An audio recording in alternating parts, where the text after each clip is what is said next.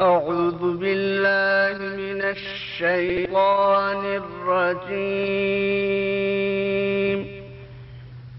بسم الله الرحمن الرحيم.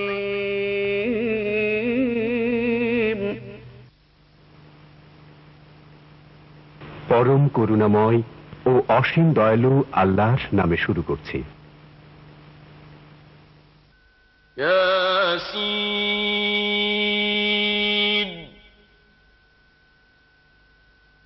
والقرآن الحكيم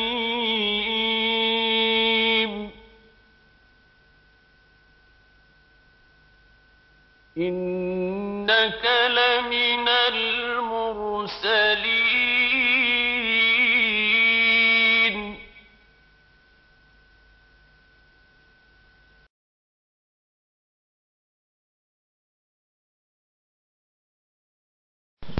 السلام عليكم ورحمة الله وبركاته. الحمد لله نحمده ونستعينه ونستغفره ونؤمن به ونتوكل عليه ونعوذ بالله من شرور أنفسنا ومن سيئات أعمالنا. من يهده الله فلا مضل له ومن يضلله فلا هادي له. ونشهد أن لا إله إلا الله وحده لا شريك له. ونشهد أن محمدا عبده ورسوله. قال الله تعالى في شان حبيبه صلى الله عليه وسلم: إن الله وملائكته يصلون على النبي يا أيها الذين آمنوا صلوا عليه وسلموا تسليما. اللهم صل سيدنا مولانا محمد وعلى آل سيدنا مولانا محمد. اللهم صل سيدنا مولانا محمد وعلى آل سيدنا مولانا.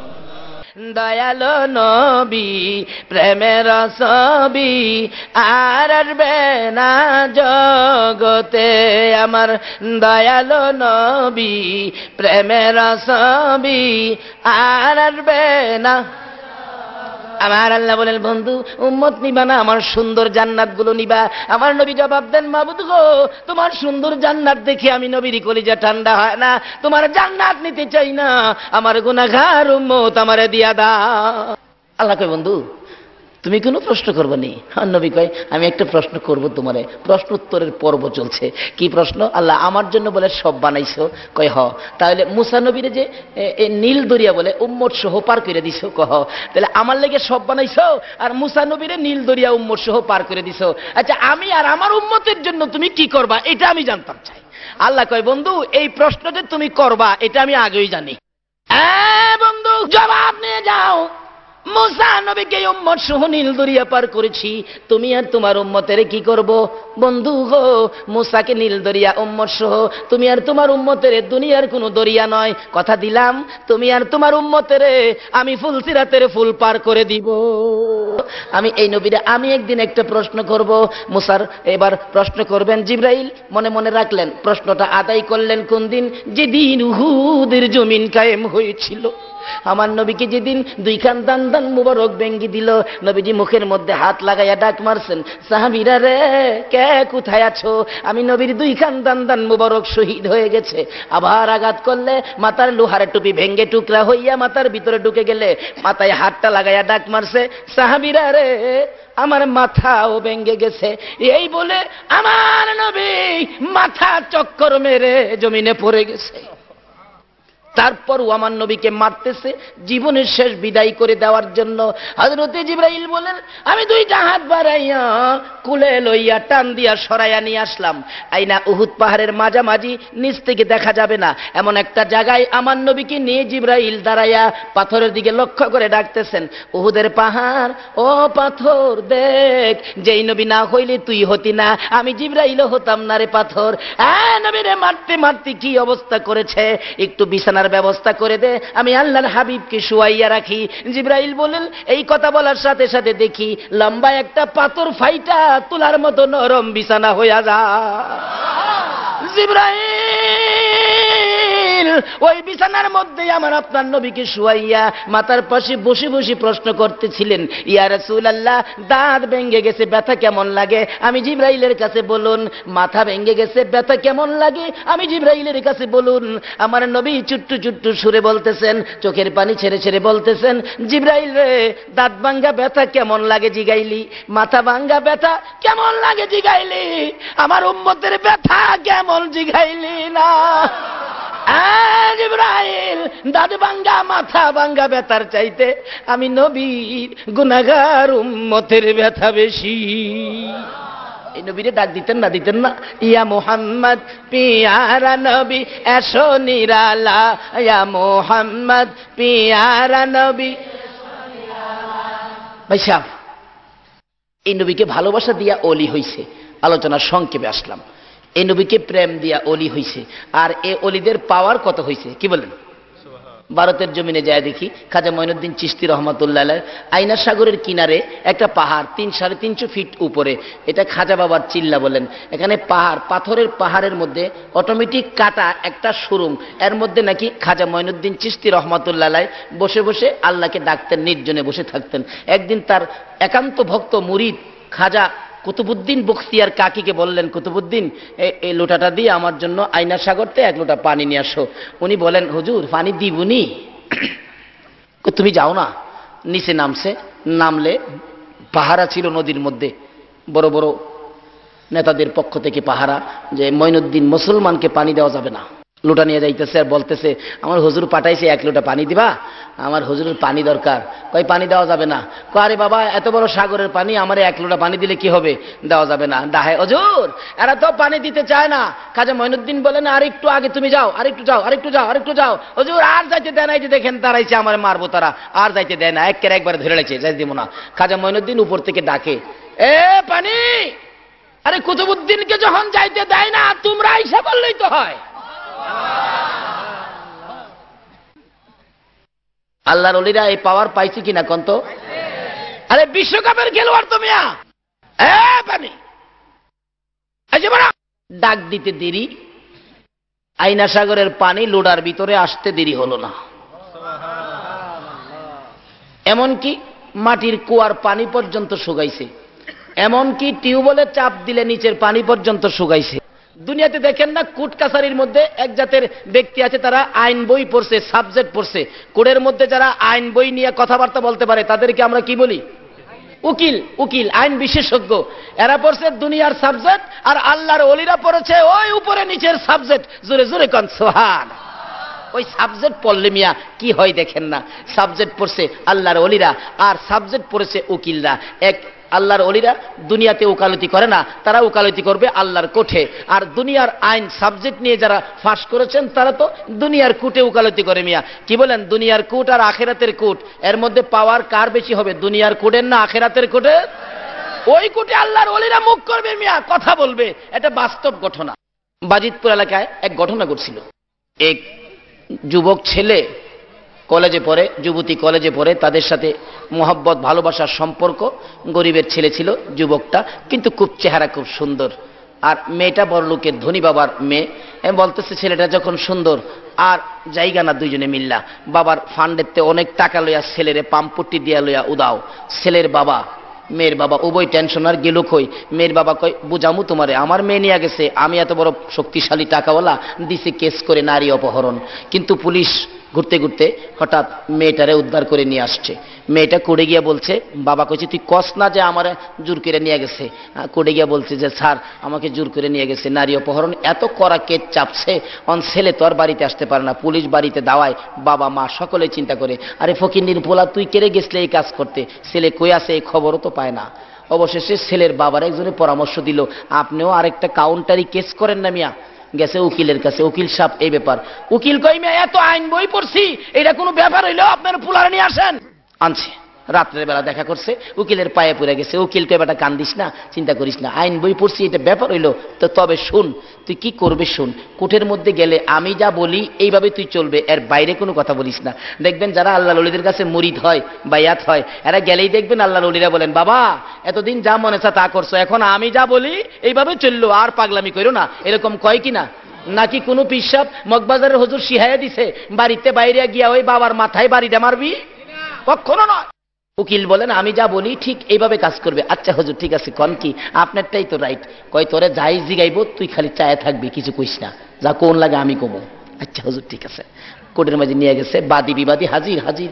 মেয়ের পক্ষের উকিল বলেন ম্যাজিস্ট্রেট সাহেব এই যদি হয় আমাদের দেশের যুবকদের কাণ্ড কারখানা, আপনারও তো মেয়ে ছেলে আছে স্যার, এইভাবে যদি জোর করে ঘর থেকে মেয়েদেরকে ধরে নিয়ে যায় সমাজ কিভাবে চলবে, বিচারটা কি হইতে পারে? উকিলের মুখ বুঝেনই তো, আর রাখতাছে না কিছু।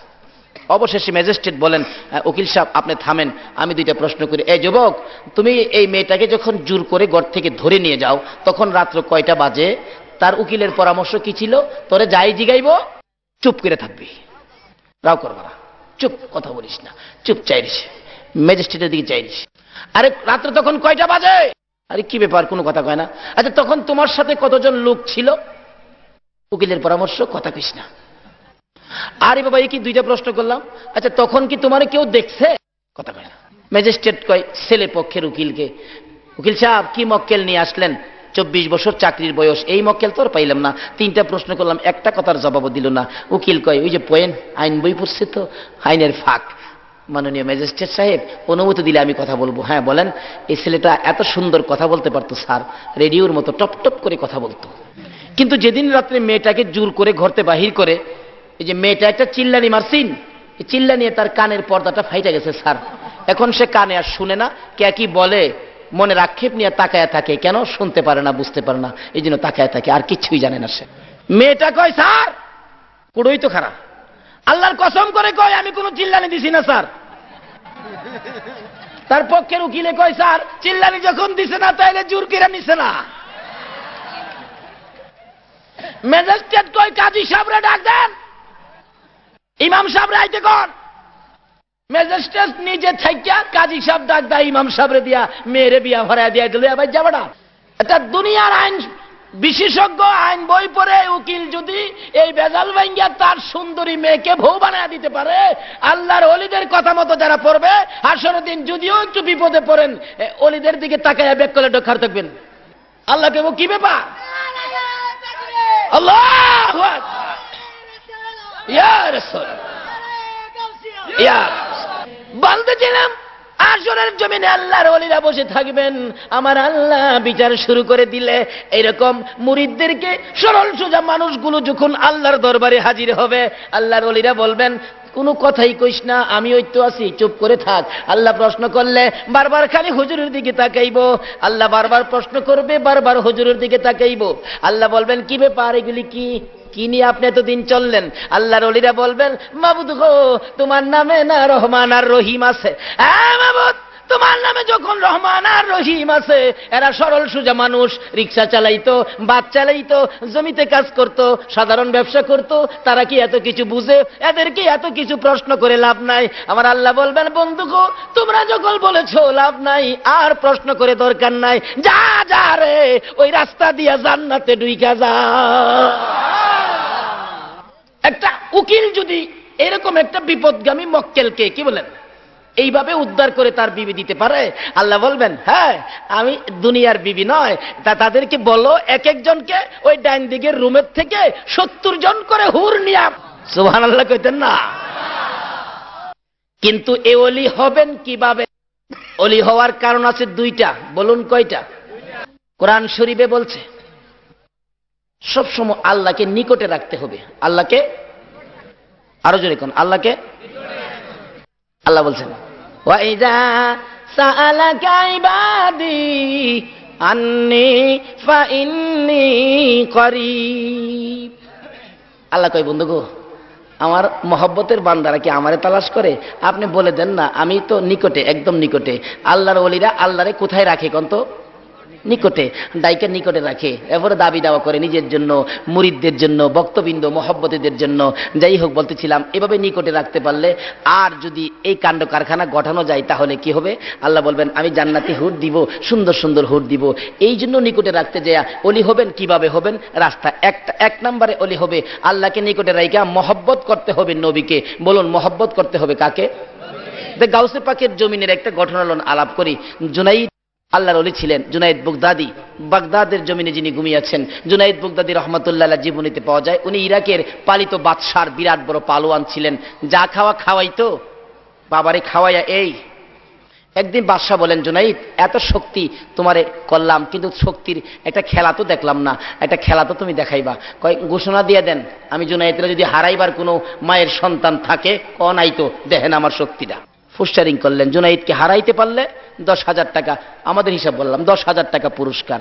এই অবস্থা দেখে আমার নবীর একজন আওলাদ গরিবী অবস্থায় দিন কাটে, বাচ্চা কাচ্চা নিয়ে 3 দিন পর্যন্ত চুলায় আগুন জ্বলে না। বাচ্চারা বাবার সামনে কাঁদে, কিন্তু বাবা খানা দিতে পারে না। অবশেষে বাহির হয়ে গেলেন রোজগারের তালাশে। যাইয়া দেখে একটা পোস্টারিং করা, জুনাইদ পালোয়ানকে হারাইতে পারলে 10,000 টাকা পুরস্কার।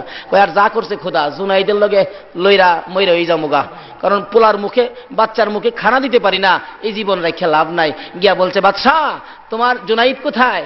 আমি তো জুনাইদের সাথে লড়বো। বেটাদের লড়বো কয় অহনই কাঁপতাছে। বাদশা কয় পেটে বুঝি ভাত নাই, মাথা বুঝি ঠিক নাই, জুনাইদের সাথে লড়বা? জুনাইদের নাম শুনলেই কত মানুষ হার্টফিল করে। জুনাইদকে জীবনে দেখছো? কয় না দেখি নাই। কয় দেখা যাও বাংলা রুমে যাইয়া। কই তোমার জুনাইদ? যায় দেখে বাংলা রুমে। বাবা রে বাবা, আপনি জুনাইদ? হ্যাঁ আমি তোমার সাথে লড়বো। 3 দিন খাউন নাই, বেটা কাইতিয়ে জায়গা। বেটা বলে জুনাইদের সাথে লড়বো। জুনাইদ কয় বেটা পেটে ভাত নাই, 50 টাকা লইয়া বাড়িতে যাও, যাও আমার সাথে লইরা জীবন দিও না। কয় জীবন আমি দিব না তুমি দিব? তুমি কেমনে জানো? আইনতে তো দেখালে কি হয়েছে, লড়বে। রবিবার দিন মাঠে হাজার হাজার মানুষ, ফাইনাল খেলা হইব। কি খেলা হইব? মাঠে এভাবে হাজার হাজার মানুষ। জুনাইদ নামছেন, কুস্তি লড়বে। আর আওলাদে রাসূল সাল্লাল্লাহু আলাইহি সাল্লাম মাঠে নামতেছে, কুস্তি লড়বে। মানুষ দেখে আরে এটা কি দেখবো রে, হাতির সাথে মশা, এটা আঙ্গুলে কোথা দিলেই তো শেষ। কাছাকাছি আসলে লেফারি ডাক দিয়ে আনলেন, বাবা আপনি তো হারতেই পারেন না, আপনি কি লড়বেন? জুনাইদের আঙ্গুলের গোতা সইতে পারবেন? বেটা দমক মারছে, এই লেফারি আইনত কথা বলেন, মরলে তো আমি মরবো, আপনার কি? নিয়ম অনুযায়ী খেলার বাঁশি বাজান। বাঁশি বাজাইবার আগে আওলাদে রাসূল জুনাইদের দিকে লক্ষ্য করে ডাক দিলেন, এরে জুনাইদ আয়, এদিকে আয়, 2টা কথা বলার সুযোগ দিবি? হ্যাঁ বলেন। কানের কাছে মুখটা লাগাইয়া বলেন, জুনাইদ রে আমাকে চিননি? আমি ওই নবীর বংশধর, যে নবী সৃষ্টি না হইলে জগতের কিছুই হতো না। জুনাইদ আজকে 3 দিন পার হয়ে যায়, আমি নবীর আওলাদের চুলায় আগুন জ্বলে না। হাদিস শরীফ খুঁজলে পাওয়া যায় গো, কোন কোন দিন আমার নবীর চুলায়ও আগুন জ্বলতো না। শুধু নবীজি নয়, নবীর কলিজার টুকরা ফাতেমার চুলায়ও আগুন জ্বলতো না, তবু তারা আমার আল্লাহকে ভুলে না। হযরতে বেলালে হাবশী বলেন, একদিনকার ঘটনা, আমার নবী বাহির হয়ে গেলেন কালিমাটা লইয়া, বাড়ি বাড়ি যাইতেন, ঘরে ঘরে যাইতেন। 15 দিন হয়ে গেল, আমার নবী 15 দিন পর মদিনায় ফিরে আসলে হযরতে বেলালে হাবশী মসজিদে নববীর সামনে দাঁড়াইয়া ডাকতেছেন, ইয়া রাসূলুল্লাহ বাহির থেকে আইসা, সফর থেকে আইসা মসজিদের নববীর মধ্যে যাইয়া 2 রাকাত নামাজ পড়েন। আজকে আপনার পায়ে ধরি, অনুরোধ করি, আজকে মসজিদের নববীর ভিতরে আগে ঢুকবেন না, আগে ঢুকেন ফাতেমার ঘরে, যাইয়া দেখেন ফাতেমা জীবিত আছে কিনা। হুজুর গো, আল্লাহর কসম করে বলি, আপনি যাওয়ার 15 দিন পর্যন্ত এর মধ্যে ফাতেমার ঘরের দরজা খুলতে কোনোদিন দেখি নাই। হুজুর, আমি বেলালের মন বলে গো, ফাতেমা দুনিয়ায় নাই। হযরতে বেলাল এইভাবে যখন চোখের পানি ছেড়ে ছেড়ে বলতেছেন, আমার নবী ফাতেমার ঘরের দরজায় যে আওয়াজ দিলে দুর্বল কণ্ঠে ফাতেমা জবাব দিলেন, বেঁচে আছি। দরজাটা খুলে দিলে রাসূল বলেন, আমি তাকাইয়া দেখি ফাতেমার চেহারাটা কালো হয়ে গেছে। জান্নাতি মহিলাদের সরদারিনী ফাতেমার চেহারাটা কালো। প্রশ্ন করলাম, ফাতেমা গো, ব্যাপারটা কি? এভাবে তোমার চেহারা কালো, দুর্বল কেন? আল্লাহর হাবিবের প্রশ্নের জবাব দেন, ফাতেমা বাবা গো, আপনি যাওয়ার 15 দিন আজ পার হয়ে যায়, এই পর্যন্ত 15 দিন পর্যন্ত আল্লাহর কসম করে বলি ফাতেমার চুলায় আগুন জ্বলে না। একদিনকার ঘটনায় পাওয়া যায়, আমার নবী 3 দিনের উপবাস। এই জন্য ভাববেন না আমার নবী গরিব, এটা উম্মতের জন্য রাখছেন। কোন কোন গরিব উম্মত এই করলে আমার রাসূল বলছে এরকম গরিবদের সাথে আমার হাসরটা হবে। কি বলেন, আমার নবী কি গরিব? নবীর উপাধি কি? 2 জাহানের বাদশা। কি কোনোদিন গরিব হতে পারে? কিন্তু নবীজি গরিবিটাকে পছন্দ করতেন উম্মতের জন্য। নবী গরিব হবে কেন? আমার আল্লাহ একদিন বলেন, বন্ধু গো, উহুদ পাহাড়টা স্বর্ণ বানাই দেই আর নিচে দিয়ে চাকা লাগাই দেই, আপনার প্রয়োজনে স্বর্ণ বিক্রি করবেন, চলবেন। আমার নবী কয়, খোদা গো, এই পাহাড় স্বর্ণ বানায় কি আমার উম্মতেরে দিবেন? কয় না, আপনার উম্মতেরে দিব না। কয় না, আমি সেই নবী না, নিজে পেট ভরে খাবো, উম্মতে পাবে না। আমি ওই নবী, আমারা যেটা দিবেন সেটা আমার উম্মতের দিতে হবে, তাইলে নিব। ইয়া রাসূলুল্লাহ, উম্মতকে দেওয়া হবে না। তাইলে আমি এটা নিব না। নবী 3 দিনের পেটের খিদা লইয়া হাঁটতে হাঁটতে যাইতেছে ফাতেমার ঘরের দরজায়। ফাতেমা, ফাতেমা রে, ঘরে আসো কিনা? ফাতেমা চোখের পানি মুছতে মুছতে দরজাটা খুলে দিলেন। নবীজি গায়ে, ফাতেমা গো, চোখে পানি কেন? 3 দিনের পেটের খিদা ছিল ফাতেমার কাছে, নবীজি বলবেন। এমন সময় ফাতেমা বলেন, বাবা গো, চোখে পানির কারণ হলো আজকে 4টা দিন পার হয়ে গেছে, আমি ফাতেমার চুলায় আগুন জ্বলে না।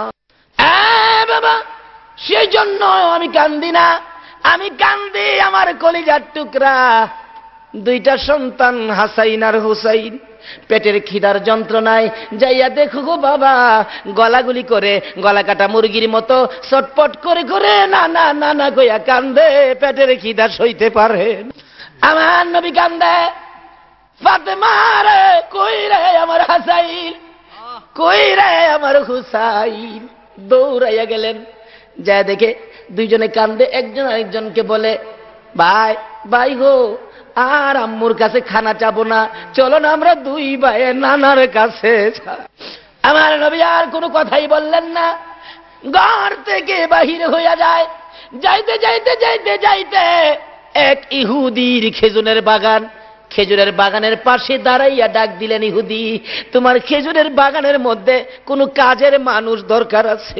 উম্মতেরা গো, এটুক নবী না করলে পারতেন। হাদিস শরীফে আসছে, যে নবী একদিন সাহাবীদেরকে নিয়ে রওনা করলে সাহাবীরা বলেন, হঠাৎ দেখলাম নবীজি উপরের দিকে হাত বাড়াইলেন, কি যেন আইনা পায়রা খাইলেন। প্রশ্ন করলাম, ইয়া রাসূলুল্লাহ, কোথায় হাত দিলেন, কি খাইলেন? রাসূল বলেন, সাহাবীরা রে, আমি যা পারি তোমরা তা পারবি না। হুজুর কি করেছেন জানতে চাই? রে সাহাবীরা, আমার মন চাইলে আমি হাত বাড়াইলাম, ওই জান্নাতের ফলের গাছ থেকে একটা ফল পাইরা আমি রাসূল খাইলাম। যেই নবী জান্নাতের ফল পাই না দুনিয়ার জমিনে খাইতে পারে গো, সেই নবী কেন ইহুদির বাগানে কাজ করতে চাইলো? এটা হলো আমার উম্মতের শিক্ষা দেওয়া। কারণ আমার উম্মতেরা যদি বিপদে পড়ে অন্যের বাড়িতে কাজ করতেও যায়, তাতে কোনো লজ্জা নাই, কাজ করে খেতে পারো। এই গরিব, দেখো তোমার পক্ষে নবী কত সুন্দর ব্যবস্থা করে। কাজ শুরু করে দিবেন। কিভাবে কাজ? কিতাবে আসছে, 1 বালতি পানি উঠাবে, 3টা করে খেজুর দেওয়া হবে। আমার নবী উঠাইতেছে, 8 বালতি পানি উঠাইয়া 9 বালতি পানি উঠানোর জন্য যখন ফেলাইলেন, রশিটা ছিঁড়া বালতি কুয়ার ভিতরে পড়ে গেছে। ইহুদি দূর থেকে দেখে, পানি উঠাও না কেন, দৌড়াই আসছেন, পানি উঠাও না কেন, পানি উঠাও না কেন, পানি উঠাও না কেন। আমার নবী বলেন, বালতি ছিঁড়ে পড়ে গেছে। তুমি বুঝি বালতি ছিঁড়া ফালাইছো? আমি ছিঁড়ি নাই, ছিঁড়ে পড়ে গেছে। এই কথাই কাটাকাটি করে আমার নবীর গাল মুবারকে থাপ্পড় মারছে। নবী ডাক মারছে, ইহুদি রে, তিল দিল পর্যন্ত না খাইয়া আমি নবীর গালের গোশত মনে হয় কমে গেছে রে ইহুদি।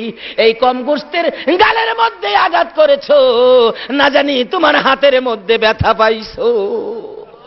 ইহুদি আর সহ্য হয়ে গেলেন, মারলাম আমি, আমারে জিগায় ব্যথা পাইছি নি, এটা কেমন লোক রে, এটা কোন ব্যক্তি হতে পারে রে। এবার আমার নবী বলেন, ইহুদি দেরি করিস না, আমার 8টা বালতি পানির বিনিময় 24টা খেজুর দিয়ে দে রে। আমার হাসাইন আর হুসাইন কান্দে। খেজুর লইয়া যখন রওনা হতে চাইলেন, আমার আল্লাহ বলেন, জিবরাইল আমার বন্ধুর কানে খবর দে, আমার বন্ধু হলেন রাহমাতাল লিল আলামিন, আমার বন্ধুর হাতের সিরা বালতি কুয়ার ভিতরে থাকবে, এটা হতে পারে না, বালতি যেন আমার বন্ধু উঠাইয়া দিয়ে আসে। এবার জিবরাইল বলেন, ইয়া রাসূলুল্লাহ যান কোথায়? বালতি উঠাইয়া দিয়ে যাওয়ার জন্য বলছে। জিবরাইল, কিভাবে বালতি উঠাবো? আল্লাহর বন্ধু গো, আপনি রাহমাতাল লিল আলামিন, কুয়ার ভিতরে হাত দিয়ে বালতিরে ডাক দেন, দেখবেন বালতি কিভাবে আসে। আমার নবী কুয়ার পারে দাঁড়াইয়া ডাকে, বালতি রে আয় আমার হাতে আয়। আমার নবী ডাক দিতে দেরি, মরা বালতি নবীর হাতে আসতে দেরি হলো না। ইহুদি বলেন, একই কারবার জীবনে দেখি নাই, বালতি ডাক দিলে হাতে আসে। উনি কে হতে পারেন? বসে বসে চিন্তা করতে করতে দেখে উনি আখিরি নবী গো, রাহমাতাল লিল আলামিন। নিজের হাত নিজে কাইটা ফালাইছে। কি করেছো? কার সাথে বেয়াদবি করেছো? বেহুশ হইয়া পড়ে আছে। ব্যবসায়ীরা লম্বা ঘটনা দেখে মাথায় পানি দিলে জ্ঞান ফিরে আসলে প্রশ্ন করলেন, কি ব্যাপার, হাত কাটা কেন? তোমরা আমাকে আখিরি নবীর দরবারে নিয়ে যাও। নিয়ে গেলে রাসূল দেখেন হাত কাটা। বাবা তোমার হাত কাটা কেন? হুজুর বেয়াদবি করেছি, রাসূলের সাথে হাত কাইটা ফালাইছি। হুজুর গো, আমার বেয়াদবির ক্ষমা হবে নি। আমার নবী বলেন, ইহুদি রে একবার পড়ো, মধুর কালিমা মাপ পাইয়া যাবে। ইহুদি বলেন, সুযোগ যখন পাইলাম হাতটা ভালো করে লই। হুজুর কালিমা পড়বো, শর্ত হলো আমার হাত যদি বালা করে দিতে পারেন। বলুন আমার নবী পারবে কিনা বলুন? নাকি আমার নবী কিছু জানে না? আমার আল্লাহ বলেন, বন্ধু লাগাও, ভর্তি করো তোমার প্রেমের হসপিটালে। আমার নবী ডাকে, ইহুদি রে আয় আমার পাশে আয়। পাশে আইসা যখন দাঁড়াইলেন, নবীর প্রেমের হসপিটালে ভর্তি করে কাটা হাত হাতের মধ্যে লাগাইয়া ব্যান্ডেজ করে দিলেন। বিসমিল্লাহির রহমানির রহিম। ইহুদি বলেন, হাত লাগালের সাথে সাথে জোড়া লাইগা যায়, টাইনা টুইনা দেখি আগের চাইতে বেশি শক্ত হইয়া গেছে। জোরে কোন সুবহান। বলতেছিলাম এইভাবে আওলাদে রাসূল জুনাইদের পাশে দাঁড়াইয়া বলতেছেন, জুনাইদ রে আমার বাচ্চাগুলো 3 দিন পর্যন্ত না খাইয়া ঘুমায় না, চেহারা কালো হয়ে গেছে, বাবা হইয়া ঘুরতেছি, কোন রুজি রোজগারের ব্যবস্থা পায় না। জুনাইদ পারবিনি আজকে মানুষের সামনে নতি স্বীকার করে আওলাদে রাসূলের মুখে হাসি ফুটাইতে, আমার রাসূল খুশি হইয়া যাইব। জুনাইদের কানে কানে যখন নবীর ভালোবাসা, আওলাদে রাসূলের ভালোবাসার গানটা যখন শুনাইল, জুনাইদ মাটির দিকে মাথা দিয়া চিন্তা করে কি করা যায়। এমন সময় জুনাইদ বলেন, আমি শুনি মাটির কোণার দাঁড়াইয়া দাঁড়াইয়া আবার রাসূল যেন ডাকতেছেন, জুনাইদ পারবিনি আমার আওলাদের মুখে হাসি ফুটাইতে? ফিরাইস না রে, আমি রাসূলের কলিজায় আঘাত দিস না। জুনাইদ বলেন, কণ্ঠ আমার কানে লাগতেছে। চিন্তা করলাম কি করা যায়। নিজের আমিত্ব, নিজের বাহাদুরি, নিজের বরত্ব মাটির সাথে মিশাইয়া নবীর প্রেম আর ভালোবাসার বাজারে বিক্রি করে দিয়ে আওলাদে রাসূলের সাথে কুস্তি শুরু হয়ে যায়। জুনাইদ কুস্তি লড়বে, বাঁশি যখন ফু দিলেন লেফারি, এবার জুনাইদের গায়ে যখন আওলাদে রাসূল আঙ্গুলটা লাগাইল, চিত হইয়া জমিনে পড়ে গেছে, উঠতে পারে না। লেফারি বলেন, কি হলো? লোকেরা বলেন, কি খেলা হলো? আল্লাহ বলেন, এটাই হবে ফাইনাল খেলা। উঠো, উঠছে।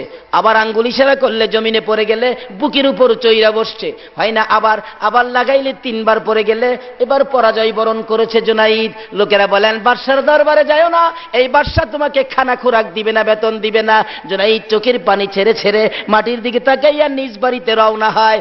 আর উপস্থিত জনগণকে বলতেছেন, সম্মানিত দর্শক মণ্ডলী, যেই খেলা দেখার জন্য আসছো, আজকের খেলার মতো কোনো দিন আর খেলা হয় নাই। যাই বলো না বলো, বাদশার দরবারে আর যাইতে পারবা না। জুনাইদ বলেন, জনগণ গো, আমি এই বাদশার দরবারে আর যাইতে চাই না, আমি দুজাহানের বাদশার দরবারে রওনা হয়েছি। এই ভালোবাসার কারণে পালোয়ান জুনাইদ এশারের নামাজ পড়ে যখন বিছানায় শুইলেন, জুনাইদ বলেন, আমি ঘুমাইতে না ঘুমাইতে দেখি দয়ার নবী, মায়ার নবী আমি জুনাইদের ঘরে হাজির হইয়া গেছে। মাথায় হাত বুলাইয়া ডাকতেছে, জুনাইদ রে, আমি নবীর ভালোবাসায় নিজের আমিত্ব বিলীন করে দিয়েছো, নিজের বাহাদুরি বিলীন করে দিয়ে আমার নবী, আমি নবী আওলাদের মুখে হাসি ফোটাইয়া পুরস্কারের ব্যবস্থা করে দিয়েছো। সেই জন্য আমি নবী, তুমি জুনাইদকে পুরস্কার দেওয়ার জন্য আসছি। নবী নিজের হাতে জুনাইদের মাথায় পাগড়ি পরাইয়া বলে দিলেন, জুনাইদ রে, আজ তুই পালোয়ান জুনাইদ নয়, আজ থেকে তুই হলে তাজুল আউলিয়া, আউলিয়াদের মাথার তাজ জুনাইদ। জুরে জুরে কন্যা সুবহানাল্লাহ। একদিনের নবীর ভালোবাসায় জুনাইদ ওলি হইয়া যায়। এই নবীর ভালোবাসা ব্যতীত আল্লাহর ওলি হওয়া যায় না। শুধু এই নয়, নবীর ভালোবাসায় আরো কত কি পাওয়া যায়। হাদিস শরীফ খুলে দেখুন, হাদিস শরীফে আসছে, হযরত আব্দুল্লাহ বিন খুযাইফা নামে নবীর এক আদরের সাহাবী ছিলেন। নবীরে কেমন ভালোবাসতো, বিয়ের দিন রাত্র 12টা প্রায় বাইজা গেছে, নবীজি চিঠি দিয়া পাঠাইলেন খুযাইফার কাছে, চিঠিখানি নিয়ে দিবে। চিঠি নিয়ে একজন সাহাবী দৌড়ায় গেলেন, গিয়া দেখেন বিয়ের রাত্র, মাত্র বিয়ে হয়েছে, খানাদানার সামনে আস্তা মুরুগ সামনে হাজির, ডাকতেছেন, এক খুযাইফা, মুরগির মধ্যে হাত দিও না, মাত্র বিয়েটা হয়েছে। তার আগে নবীর চিঠি আসছে, চিঠির মধ্যে হাত দাও।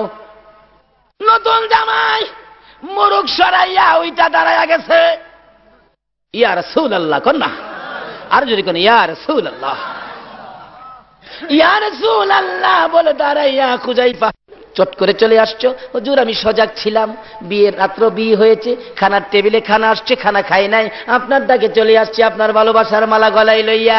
এমনি সময় নতুন বিবির হাতের চিঠি, স্বামী একটু আসো তোমাকে দেখা দেয়, তুমি তো চট করে চলে গেলা, তোমাকে আমি দেখি নাই, তুমিও আমাকে দেখো নাই। ও স্বামী, আমি বাধা দিব না গো, মহিলারাও কেমন মহিলা ছিলেন, বাধা দিব না, যুদ্ধে যাইবা, নবীর জন্য শহীদ হইবা, আমার কোনো আপত্তি নাই, চিনে যাও, পরিচয়টুকু নিয়ে যাও, কাল কিয়ামতে আমি যখন বলবো আমি শহীদের বিবি, তুমি যেন আমাকে বিবি বলে চিনতে পারো। সেই জন্য চিঠি সিরা ফালাইলেন। নবী পাঠাইছে চিঠি, কারো চিঠি হাতে নিব না। আবার চিঠি গেলে রাসূল জিজ্ঞেস করলেন, কিসের চিঠি রে খুযাইফা? হুজুর আমার নতুন বিবির হাতের চিঠি দেখার জন্য বলছে। অনুমতি দিলেন, দেখে আসো। পরে দরজার সামনে দাঁড়ায় ডাকতেছে, বিবি, বিবি রে, দেখ জীবনের শেষ দেখা। রাসূল বলছে প্রধান সেনাপতি হব, আমি যদি শহীদ হয়ে যায় এই দেশে আর দেখা হবে না রে বিবি, দেখা হবে রে হাসরের ময়দানে। বিবি বলেন, স্বামী ঘরের ভিতরে আসো। না না, ঘরের ভিতরে যদি ঢুকি, তোমার দিকে যদি ভালো করে তাকাই, হয়তো নবীর মহব্বতের চাইতে তোমার মহব্বত বেশি হবে, আমার যাইতে বেশ দেরি হয়ে যাবে। না না, আর দেখবো না, আমি তোমাকে দেখেছি, তুমি আমাকে দেখে দাও। এই বলে বিদায় হইয়া নবীর সামনে হাজির। সকালবেলা যুদ্ধ চলে গেলে, যুদ্ধ করতে করতে নবীর আদরের প্রধান সেনাপতি শহীদ হয়ে গেছে। এই খবর যখন পৌঁছে যায়, নতুন বিবি আওলাকে সে পাগল বেশে ঘর থেকে দৌড়ায়া বাহির হয়। রাস্তায় যাকে পাই জিজ্ঞেস করেন, যুদ্ধের থেকে আসছেন? হুনাইনের ময়দান থেকে আসছেন। আমার স্বামী আব্দুল্লাহ বিন খুযাইফা বলে শহীদ। কে বলছে? কি বলেন? মৃত্যুর খবরটা কি মানুষ সন্তানদের কাছে, আপনজনের কাছে কি সরাসরি কয়? না, বাড়িতে যাও বাবা, তোমার বাবার শরীরটা বেশি ভালো না, বাড়িতে যাও, এরকম কইলেই কিন্তু বোঝা যায়। বিবি বলেন, শুনেছি শহীদ, বলো আমার স্বামীর লাশটা কোথায়, আমি মন ভরে জীবনের শেষ দেখা দেখব। ওই সাহাবী বলেন, না না, তোমার স্বামী তো পিছনে আসতেছে, আসল খবর সরাসরি কয় না, পিছনে তো আসতেছে, কথা তো সত্য। আরেকজনকে পাইলেন, কোথায় যাও? যুদ্ধের ময়দানে। আমার স্বামী বলে শহীদ, ঘো দেখতে যায়। কে বলছে? তোমার স্বামী পিছনে আসতেছে। এইভাবে যাইতে যাইতে হযরতে আবু বকরের সাথে দেখা। আবু বকর কোথায় রে আমার স্বামী? বলে শহীদ। না, পিছনে আসতেছে। এই খবর আসতে আসতে সকলেই খালি বলেন পিছনে আসতেছেন। দৌড়ায় গেলেন, ইয়া রাসূলুল্লাহ, আমার স্বামী আব্দুল্লাহ বিন খুযাইফা তো শহীদ শুনলাম, এখন তো সকলে বলে আবু বকর সহ বলে পিছনে আসতেছে। হুজুর কি ব্যাপার আমি জানতে চাই। আমার নবী বলেন, সকলে যখন বললেন পিছনে আসতেছে, আমার আবু বকর বললেন পিছনে আসতেছে। আরে খুযাইফার নতুন বিবি, অপেক্ষা করো, তোমার স্বামী পিছনে আসতেছে। আমার আল্লাহ বলেন, জিবরাইল আমার বন্ধুর ভালোবাসায় জীবন দিল রে, তার বিবি পাগল বেশে তালাশ করে। আবু বকর বলেন, সাহাবারা বলেন পিছনে আসতেছে। আমার নবীও যখন বলেছে পিছনে আসতেছে, রে জিবরাইল, আমি আল্লাহ আমার বন্ধুর ভালোবাসার প্রেম ভালোবাসার কারণে যা যা তুই দৌড়াইয়া যা, পিছনে যখন আসতেছে আমার বন্ধু বলেছে ওই আব্দুল্লাহ বিন খুযাইফার লাশ মাথায় ধরে ধাক্কা দিয়া দাঁড় করাইয়া দে, আমার ওই নবীর প্রেমের পুরস্কার হিসাবে বানাইয়া ওই আব্দুল্লাহ বিন খুযাইফাকে জীবিত করে দে। পিছনে পিছনে হাইটা হাইটা যেন যাইতে থাকে। সাহাবারা তাকাইয়া দেখে আব্দুল্লাহ বিন খুযাইফা ওই কাদের থেকে নাইমা নিচে হাইটা হাইটা যাওয়া শুরু করে দিলেন। জোরে জোরে কন্যা সুবহানাল্লাহ। এইভাবে নবীর ভালোবাসার পুরস্কার পাওয়া যাবে। এই নবীর ভালোবাসা ছাড়া ওলি গাউস কুতুব হওয়া যাবে না। ভাই সাহেব, আসল জায়গায় আসেন। এগুলি শিখতে গেলে অলির দরবারে যাইতে হবে। বলুন কার দরবারে যাইতে হবে? দেখেন আল্লাহর অলিদের ভয় নাই, কোরআন শরীফে আসছে। আল্লাহরে কাছে রাখে, তাদের জন্য কি অবস্থা। কিতাবে ইঙ্গিত আছে এরকম একটা ঘটনা। এক ছাত্র শিক্ষক, মনে করেন আপনাদের এই বিপাড়া বাজারের উপর দিয়ে যাইতেছে, যাওয়ার সময় ছাত্র দেখে আঙ্গুর খুব সুন্দর। জিগেলের আঙ্গুর কত? কয় 10 টাকা কেজি। কয় আমরা দেশে আলু 10 টাকা, আপনার দেশে আঙ্গুর 10 টাকা। হারি খুব ভালো তো। দেখে এটা ঘি দোকানে খুব ভালো ঘি কত? কয় 50 টাকা। সরিষার তেল কই 50 টাকা। তেলে ঘি একদম। যাই হুজুর, এই দেশে কিতাবি ঘটনা বলছি, এই দেশে তো খুব ভালো, তেলে ঘি একদম, আঙ্গুর আলু একদম, এই দেশে আমি থাকি হুজুর। উস্তাদ কয়, বেড়া যে দেশে তেলে গিয়ে একদম, এই দেশের মানুষের বিচার নাই, থাইস না লজাইগা। কয় হুজুর আপনি জানেন না কিছু, আপনি জানগা, আমি এই দেশে থাইকে লই।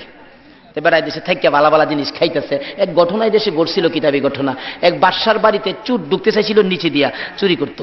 এই হিন কাটটা বিল্ডিং এর নিচে যে যাইতে চাইছে না, এই বিল্ডিং এর ইট খুললা পইরা চুরের পিঠে চাপা খাইয়া চুর গেছে গা মইরা। চুরের বাবা খবর পাইয়া দৌড়ে আইছে, আমার পোলা মরছে। কি আপনার বাড়ির বিল্ডিং এর ইট খুললে আমার বেটা চুরি করতে আইছা, আমার বেটা মারা গেছে, ওখানে আপনার বিচার হইব। আচ্ছা চুর মারা গেলে কি ভাই বাড়িওয়ালার বিচার হয়? আচ্ছা ওখান কিন্তু বুশের বিচারটা ঠিক তদরূপ। হাজার হাজার মুসলমানদেরকে ইসরায়েলি বাহিনী পাখির মতো গুলি করে করে মারে, তাদের বিরুদ্ধে কোনো বিচার নাই। নিরস্ত্র নিরীহ নিষ্পাপ ইরাকের মুসলমানগুলোকে পাখির মতো গুলি করে করে মারতেছে। এমনকি মায়ের কোলের শিশুরা পর্যন্ত রেহাই পায় না। 18 মাসের একটা পূর্ণিমার চাঁদের মতো এক ধন্য মায়ের সন্তান মায়ের কোলে ছিল, আমেরিকার বাহিনীর গুলিতে মার কোল থেকে বাচ্চার মাথাটা উড়ে গেছে। কি অপরাধ করেছিল মায়ের কোলের শিশুরা? পত্রিকা খুললে আর সহ্য করতে পারি না। আজকের বিচার আমরা ওলিদের হাতের সাথে হাত বাড়ায়া, আর দুনিয়ার কোনো মানুষের কাছে নয়, জাতিসংঘের কাছে নয়, আজকের বিচার আমরা কার কাছে দেব? বাগদাদের জমিনকে যেন আল্লাহ পরিষ্কার করে দেয়। ইরাকের জমিনের মুসলমানদেরকে, যেই জমিনে ইমাম হুসাইন মাতাবিহীন শুয়ে আছে, যেই জমিনে ইমাম হুসাইনের কলিজার টুকরা 6 মাসের শিশু আলী আসগর শুয়ে আছে, গাউসে পাক শুয়ে আছে, আল্লাহ যেন এই জমিন থেকে বেঈমান ইংমার্কিন বাহিনীকে বিতাড়িত করে ইরাকি মুসলমানদের বিজয়ের পতাকা যেন আল্লাহ উড়াইয়া দেন। সেই দোয়া করতে আপনারা রাজি আছেন না? আসুন আমরা জাতিসংঘের কাছে আর এই বিচার দেব না, বিচার দিব আমাদের আল্লাহর কাছে। আমার আল্লাহ যে বিচার করবেন এটা কিতাবে ইঙ্গিত আছে। কষ্ট হইতাছে ভাই সাহেব? বাগদাদ ছাইরা লই কি কান? বাদশা কইতাছে বাবা, হ্যাঁ ঠিকই তো, চুর মারা গেছে তো কামটা খারাপ হইছে। আচ্ছা চুর মারা গেলে কামটা ভালো হইছে না খারাপ হইছে? দেখেন কোন দেশে কি হয় না হয়, আর সমস্ত দোষ এনে মুসলমানরা দিয়া বইতে হয়। এলা কেডা দোষ যে দেয়? কে উনি? বুশ। বাদশাকে বেটা আমার দোষ তো নাই। কয় বিল্ডিং এর মালিক আমি, কিন্তু বিল্ডিং এর ইট তো আমি লাগাইছি না, রাজমিস্ত্রি লাগাইছে। এই রাজমিস্ত্রি কিভাবে লাগাইলো এই জন্য ইট খুললা মরছে, তাইলে দোষ রাজমিস্ত্রি রয়েছে। হ্যাঁ এটা কেন? রাজমিস্ত্রি আইসি। চাচা কেন ডাকছেন? তুই যে বেটা ইট লাগাইছ, ইট খুললা চুর মারা গেছে, তোর ফাঁসি হইব। বিচার কর ফাঁসি। রাজমিস্ত্রি ইট লাগাইলে শুনছেন কোথাও মিস্ত্রির ফাঁসি হইতে? মিস্ত্রি চাচা কন কি? কইছি তোর ফাঁসি। রাজমিস্ত্রি ছিল চালাক, কিতাবি ঘটনা বলছি। রাজমিস্ত্রি কয়, চাচা ফাঁসি আমার তো হবে না। তার কারণ হলো ইট তো আমি লাগাইলাম, কথা ঠিক, ইটের লাগানির দোষে তো পড়ে নাই। আমার যে যুগালি ছিল হেল্পার, হ্যাঁ, যে সিমেন্টের বালি যে মিশাইছে, মনে হয় এখানে পানি হ্যাঁ বেশি মারছে, এই দোষে ইট পড়ছে। তাইলে দোষ আমার হবে কেন? দোষ হলে যুগালি রইব। বাদশা কর, রাইট, যাও তুমি খালাস।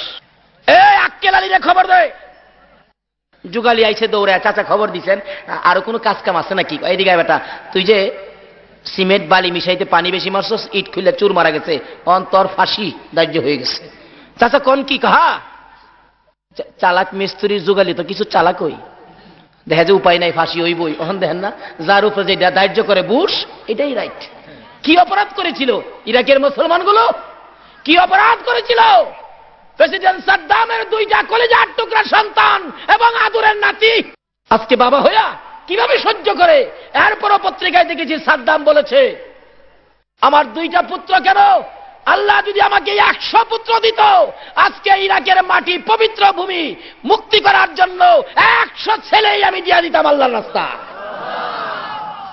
এবার বলতেছেন, চাচা আমার তো দোষ নাই, আমি বালি আর সিমেন্ট মিশানোর সময় আপনার বাড়ির কর্মচারী একটা হাতিলিয়া বাইরেছিল, আগেকার জমিদারদের হাতিয়া ছিল না, এই হাতিলিয়া বাইরেছিল, এই হাতির দিকে আমি তাকাইছিলাম, মনে হয় এই সময় একটু পানি বেশি পেয়ে গেছে। তো দোষ হইলে তো আপনার হাতিওয়ালা, হ্যাঁ বাইরে কেন, আমার দোষ নাই। বাদশা কর, রাইট, তুই খালাস, যা। কিতাবি ঘটনা বলছি এইসব, এই ঘটনা যে ঘটবে আগে ইঙ্গিত করা হয়েছে। ডাক দে আইসে, চেনাগালি জি, তুই কি করলি? কি তুই হাতিলিয়া বাইরেছস, পানি বেশি মারছে, ইট খুলে চুর মারা গেছে, তোর ফাঁসি। চাচা আমার হ্যাঁ দেখা, চাচা আসলে আপনি বিচার ঠিক, কিন্তু দোষটা আমার না। কেন? কয় হাতিলিয়া তো প্রত্যেক দিন বাহির হই, কিন্তু এরকম তো আর হইছে না। কিন্তু এদিন কারণটা কি জানেন? কয় না, কারণটা হলো হাতির গলায় যেতে গঙ্গুর দিছিলেন, এই গঙ্গুরটা যে কামারে বানাইছে, হ্যাঁ এটার মধ্যে আওয়াজ বেশি দিছে। এই আওয়াজ শূন্য কিন্তু যুগালি বেড়া চাইছে, এই জন্য পানি বেশি মাইরা সিমেন্ট বালু মিক্স হয় নাই, ইট খুললা মারা গেছে। বাদশা কর, রাইট, তুই খালাস। খবর দে ওই হাতিওয়ালা রে, ওই কামার রে, গঙ্গুর যে বানাইছে। কামার বেড়া তো ভাই সারাদিন আগুনের কাছে থেকে লোহা পিটাইতে পিটাইতে শরীর একবারে কঙ্কাল হয়ে গেছে। কেন মিয়া কি বেড়া জিগায়, দাও বানাইবেন? কয় বেড়া রাখ, আমার কাছে তো দাও বানালেই মানুষ, এই নাকি খন্তি বানাইবেন না কুড়াল? শুন কি বাদশা পাঠাইছে তোমার কাছে, বেচারা আগুন টাগুন ফালাই ওইটা খারুয়া কাঁপতাছে, দুর্বল মানুষ তো, আলাক গরিব মানুষ, বাদশা পাঠাইছে আমার কাছে, কপালটা বুঝি আমার ফিরছে।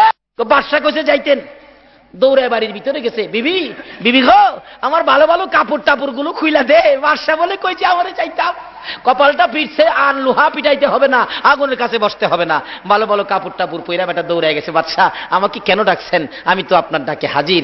কয় তুই গঙ্গুট বানাইছিস বেটা, আওয়াজ বেশি দিছস, অহন চুর মারা গেছে, তোর ফাঁসি। এমনি তো বেটা মরা, আরো মরে দিতেছে না। বাদশা এ কি কইলেন? কইছি কি বলেন, পৃথিবীর আইন এখন কি বিশ্বের বিচারটা ঠিক এরকম না? বুশে যে দেখো নির্দোষী মানুষগুলোকে বুশের ইঙ্গিতে গুলি করে করে মারা হচ্ছে। এই বুশ বিলিয়ার, একটা পিঁপড়া বানাইবার ক্ষমতা তোমাদের আছে কিনা? একটা পিঁপড়া মারলেও তোমাকে জবাব দিতে হবে।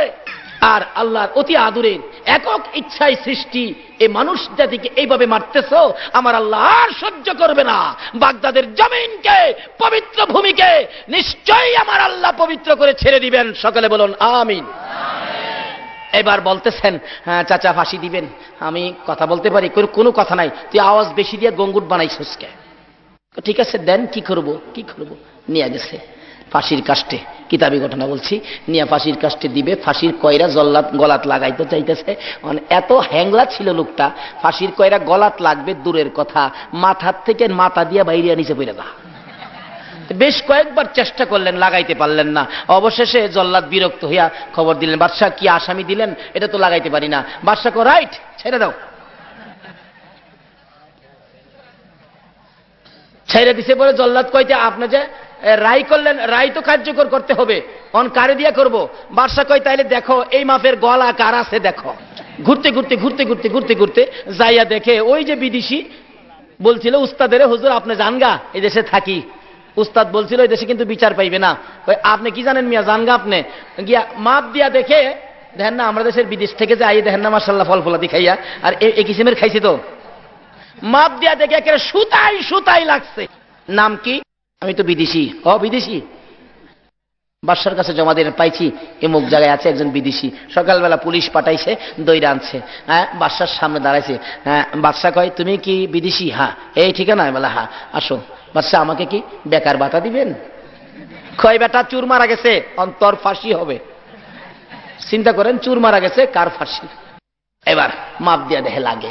বাদশা কয় বেটা তোমার ঘাড় মোড়া দেখিয়া তোমার ফাঁসি, কারণ এই মাপের গলার পাই না ফাঁসির কাছে লাগাইবার লাগিয়া। কই আমার কি দোষ? কি কয় দোষ এটাই তোমার ঘাড় মোড়া। আচ্ছা, অন কি বুশের বিচারগুলি ঠিক এরকম না? যে দেশে তেল আছে এই দেশে আক্রমণ করো। বিচার শুরু হলো। কি বিচার? মোটা বেটারে লইছে, গলা মোটা। খেলা আছে নি? লাগাইছে। জল্লাদ কয় ওজো বাদশা আলমদার লাগে। সময় কতটার সময়? 12টা 1 মিনিট। মাইপা দেখছে ঠিক আছে। মানুষ খারাইছে ফাঁসির কাষ্ট, ছেলেটা কাঁদতেছে।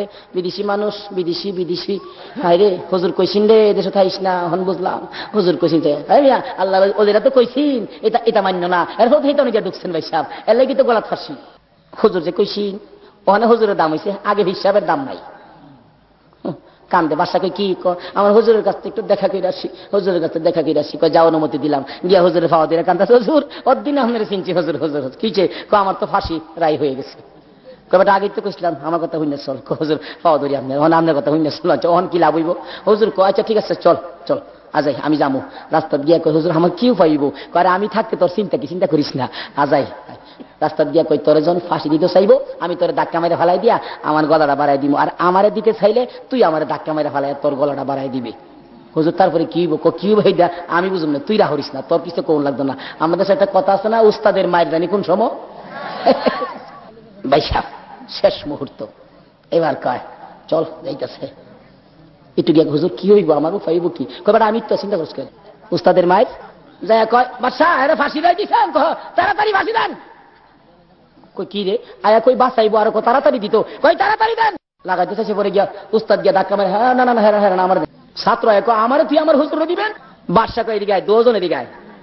এই ফাঁসির রশির মধ্যে লাগিয়ে মরবার লাগে দুয়ারা পাগল মানুষ বাঁচতে চায়, আপিল করে আবদার করে, আর তোরা দুয়ারা হমানে মারতে চাস। ব্যাপারটা কি? এই মুরব্বী মিয়া এদিকে কি ব্যাপার?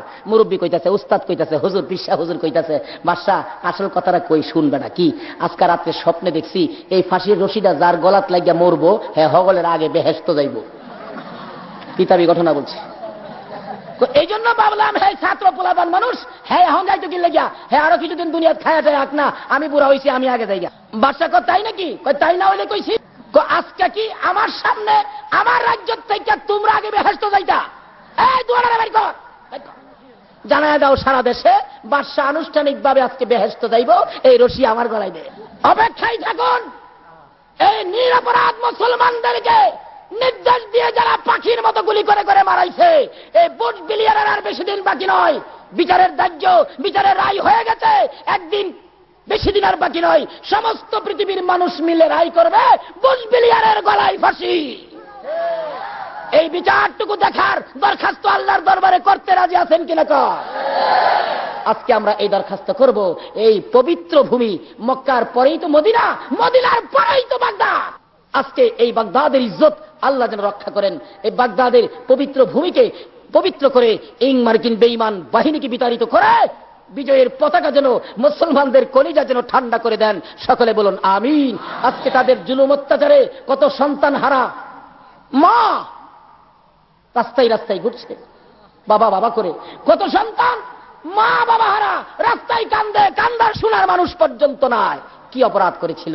আসুন আমরা নবীকে ভালোবাসি, ওলিদের পক্ষে থাকি, আল্লাহকে কাছে রাখি। আল্লাহ বলছে তোমরা আমাকে কাছে রাখো, তাহলে আমি যে কাছে, এটা যদি তোমাদের সাথে থাকে তোমরা ওলি হইতে পারো। কিন্তু বলছিলাম যে গাউসে পাকের ঘটনা, এই বাচ্চার সময় এক মহিলা গিয়া বলছে, হ্যাঁ যাইতেছে গাউসে পাকের বাবার কাছে। খেয়াল আসেনি কথাটা? গাউসে পাক রাস্তার মধ্যে ছিলেন, বাচ্চা মানুষ তো, কানতে কানতে মহিলা হুজুর আমার পেটের বাচ্চাটা কি হবে? আমার স্বামী বলছে যদি বাড়িতে 6টা মেয়ে, এটা যদি মেয়ে হয় তাহলে আমার তালাক দিবে। আল্লাহ নবীর চোখে চায় দেখে, মা তোমার পেটের বাচ্চারা তো মেয়ে ওই দেখা যা। কানতে কানতে যাইতেছে রাস্তার মধ্যে গাউসে পাক বাচ্চা। জিগায়, মা তুমি কানতে কানতে গেলা, আবার কানতে কানতে আসলা, ব্যাপারটা কি, কই গেছিলা? কয় বাবা রে, গেছিলাম তো বড় মসজিদের ইমাম সাহেব আবু সালে হুজুরের কাছে, আল্লাহর ওলির কাছে। কি দুঃখ, বাড়িতে 6টা মেয়ে, পেটের বাচ্চাটা কি দেখাইবার লাগিয়া, মেয়ে হইলে স্বামী আমার তালাক দিবে, সংসারটা তা আগুন লাগবে, দেখাইতে গেছিলাম। কয় কি বলছে? উনি বললো পেটের বাচ্চাটাও নাকি মেয়েই হবে। গাউসে পাক বলেন, অলির কাছে গেলেন একটা সমাধানের জন্য, একটা সমাধান দিল না, কাইন্দা গেছেন, আপনাকে খুশি করতে পারলো না, এটা কেমন কথা? আপনি আবার যান, শুনছেন নি, আবার যান। বাবা হ্যাঁ গেছে, গেছে আবার আইছেন। কয় রাস্তার মধ্যে ছোট্ট একটা বাচ্চা আমারে পাঠাইছে। বাচ্চা পাঠাইছে, উনি তো বুঝছে কে পাঠাইছে। যান যান, বাচ্চা মেয়েই হইব, যাও। এই বলছে, অন কান্দা বাড়ছে না কমছে? কি আরো কান্দাছেন যে? গেছিলেন? কয় গেছি বলে আমার দমক দিয়া তাড়াই দিছে, তাই নাকি? আবার যাও। সুবহানাল্লাহ কইতেন না? পাওয়ার আসেনি? পাওয়ার কে দিছে? নামাজ পইরা না সাইরা, গাঁজা খায়া? কিছু বন্ডারা বন্ডামি করে হক্কানি ওলিদের কলঙ্ক করতেছে। কিছু বন্ডামির বন্ডামি দেখিয়া এক কিসিমের আলেম কয় এটা বলে শিরিক, এটা বেদাত, এই সেই। আলেমের দল, তোমরা ফসা আমই আতাইছো, বালা আম আতাও নাই। কি কন? একটা ফসা আম দেখিয়া যদি কেন সারা দেশের আম ফসা, কথাটা সঠিক হবে না ভুল হবে? কারণ আম থাকলে ফসা বালা থাকবোই, কি বলেন, থাকবে না? যাই হোক, 2বারের মাথায় যাইতেছে, আবার গেলেনি, আমার মারে কয় আমি লগে যামু। 2বার ধমক দিয়ে 3বারের মাথায় গাউসে পাক সাথে গেছেন। গিয়া কয় আব্বা কি?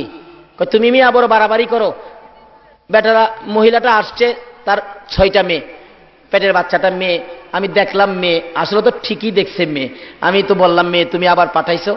হ্যাঁ আব্বা আমি পাঠাইছিলাম, অলিদের কাছে আইসা যদি মানুষ শান্তি না পায় আর যাইব কই? অলিদের কাছে আইসা যদি মানুষ সমাধান না পায় আর যাইব কই? মুসা নবীর আমলে এক পাগল ছিলেন, জুন্নুন পাগল, মতান্তরে অন্য নামও হতে পারে। এক মহিলার সন্তানাদি নাই, তুর পাহাড়ে যাইতেছে মুসা, পিছনে ডাই, হুজুর তুর পাহাড়ে যাইবেন কহ, আল্লাহর সাথে কথা কইবেন বলে হ। তো জিগাইছে আল্লাহরে, আমার সন্তানাদি হয় না কেরে? মুসা জিগাইছে আল্লাহ, সন্তানাদি হয় না কেরে? আল্লাহ কয় মহিলার বাজেট নাই। পরের দিন কই দিছে, তোমার সন্তান হবে না, বাজেট নাই। আচ্ছা আল্লাহ বাজেট না করলে আর কই বাজেট করাবার ক্ষমতা আছে? এসে পড়ছে। আরে পাগলা ঘুরে আর ডাহে, 1 রুটি 1 লারকা, 2 রুটি 2 লারকা, 3 রুটি 3 লারকা। বেটি কয় এদিকে রুটি খাইবি? হ্যাঁ দিছে রুটি, খাইয়া কয় একটা ছেলে দেলাইস, আরেকটা খাইবি? কয় দে। আরেকটা খাইছে, খায়া কয় 2টা দেলাইস। কয় কেমনে দেখেন না? এটা মুসা নবীর উম্মত। আচ্ছা মুসা নবীর উম্মতের পাওয়ার বেশি না আখিরি নবীর উম্মতের পাওয়ার বেশি? আরে আখিরি নবীর উম্মতের পাওয়ার মুসা নবীর উম্মতের সাথে হইতে পারে?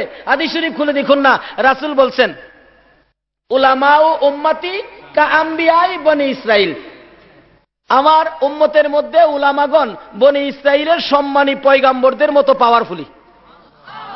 তাইলে পয়গাম্বরের মতো উম্মতের মতো হবো কেন? নারে তাকবীর, আল্লাহু আকবার, নারে রিসালাত। জুন্নুন পাগল বলেন 2টো ছেলে দিয়া দিস। মহিলা বলেন আরেকটা রুটি খাবি নিরে পাগল? খাবো, আরেকটা দে। খায়া কয় 3টা ছেলে দিয়া দিস। গেছে গা, সময় মতো সিরিয়াল মতো 3 ছেলে হলে একদিন মুসা নবীকে দেখে ডাক দিলেন, মুসা নবী দিগায়েন আপনি কি কইলেন? আর আপনারা আল্লাহ বা কি কইল বুঝি না, আপনারা বুঝি মিশা কথা শিখছেন। কিছে আপনার আল্লাহ না কইছে, আপনি কইছেন আমার ছেলে নাই, 3 ছেলে দি। কই লালু কালু ফালু কই, এদিকে আয়। 1 2 3 1 2 3, উল্টা গনে একবার, বাউ গনে একবার। দেখছেন মুসা কয় খোদা গো একই ব্যাপার, একই ব্যাপার আপনারা কইছেন। কয় কইছি, তো ছেলে দিলেন কে রে? কই মুসা রে এমন এক পাগলে ধরছে রে, বাজেট নাই, বাজেট করতে হইছে। আরে আগের খেলার প্লেয়ার যদি এত বড় বাজেট করাইতে পারে, তাহলে বিশ্বকাপের খেলোয়াড়ের বাজেট কত বড় হবে? মুসা বলে এটা কেমন কথা গো, বাজেট নাই, বাজেট করলে এটা কেমন? পাগল কে এত পাগলামি করেছে? আমি দেখতাম যদি। আল্লাহ কয় মুসা রে কি আমার একটা মানুষের গোশত নিয়ে আস, একটা টুকরা গোশত নিয়ে আসো। একটা ব্যাগ দিলেন, ছুরি দিলেন, ঘুরে যারে পায় আক্কেল আলী মিয়া 1 টুকরা গোশত আল্লাহ চাইছে। মুসা নবী মাথাটা বুঝি খারাপ হইছে, আল্লাহ কি জীবনে গোশত খায়? যাই কয় খালি কয় পাগল, মাথা খারাপ, সারাদিন ঘুরলো পাইল না। সন্ধ্যার সময় দেখে পাগল ঘুরে 1 রুটি 1 লারকা। রুটি লারকাওয়ালা দাঁড়া রে, ও লারকাওয়ালা দাঁড়া, জোরে জোরে কন্যা সুবহানাল্লাহ। এ লারকাওয়ালা তারা কি এর লারকা লারকা করস, কি এর রুটি রুটি করস? আমার আল্লাহ কইছে এক টুকরা গোশতের দরকার, মানুষের গোশত, তুই দিবি কিনা ক। ওই জন্য পাগল বলেন, এ মুসা তোর আল্লাহরে জিগারে কোন জায়গার গোশত পছন্দ করে? তোর আল্লাহরে জিগা, তোর আল্লাহরে। সুবহানাল্লাহ বিতেন। মুসা রে তোর আল্লাহরে জিগারে কোন জায়গার গোশতটা দিলে খুশি হবে? আরে একখান থেকে দে, সারাদিন ঘুরছি, বিরক্ত হয়েছি, দে ছুরি দাও। ছুরি লইয়া এখান থেকে দিলেন, এখান থেকে দিলেন, এখান থেকে দিলেন, এখান থেকে দিলেন, এখান থেকে দিলেন, এক থলি বইরা গোশত দিলেন। মুসা রে সমস্ত শরীর থেকে টুকরা টুকরা করে গোশত দিলাম। তোর আল্লাহ যেখানের গোশত পছন্দ লাগে বলি সেখানের গোশতটা খাইতে। মুসা কয় তাড়াতাড়ি দে, লইয়া খালি ঘুরছে যাইব। আল্লাহ কয় মুসা পাইছসনি গোশত, পাইছসনি?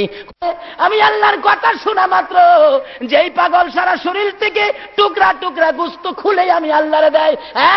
মুসা তোর শরীরে কি গোশত ছিল না রে মুসা? তুই তো পারলি না এক টুকরা গোশত দিতে। যেই পাগল আমি আল্লাহর কথা শুনে টুকরা টুকরা করে গোশত সারা শরীর থেকে খুলে খুলে দেয়, ওই পাগলে একটা কেন, দুইটা, তিনটা কেন? ওই পাগলে যদি আমি আল্লাহর কাছে কোনো জিনিস আবদার করে রে, বাজেট না থাকলেও বাজেট করে আমি দিয়া দিতে রাজি। বলতেছিলাম মুসা নবীর উম্মত শুধুমাত্র টুকরা টুকরা গোশত দেয় গো, আখিরি নবীর উম্মত নিজের কলিজা খুইলা দিয়া দেয়। হাদিস শরীফে আসছে, অনেক মজার লম্বা ঘটনা, যাইতে পারবো না, সময় নাই। কেন দিবে না আমার আল্লাহ?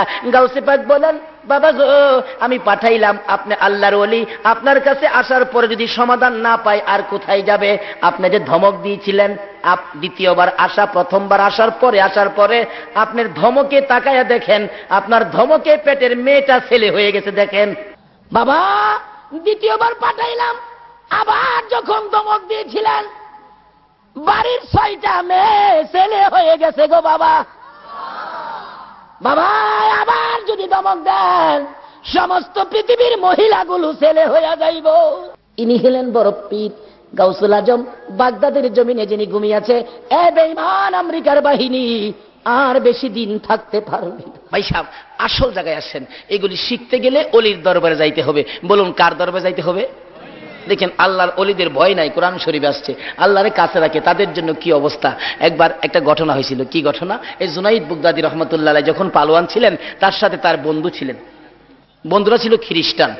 আমাদের মধ্যে হিন্দুদের সাথে মুসলমানদের বন্ধুত্ব আছে না, এরকম বন্ধু ছিল খ্রিস্টান। সবসময় জুনাইদের কাছে থাকতেন।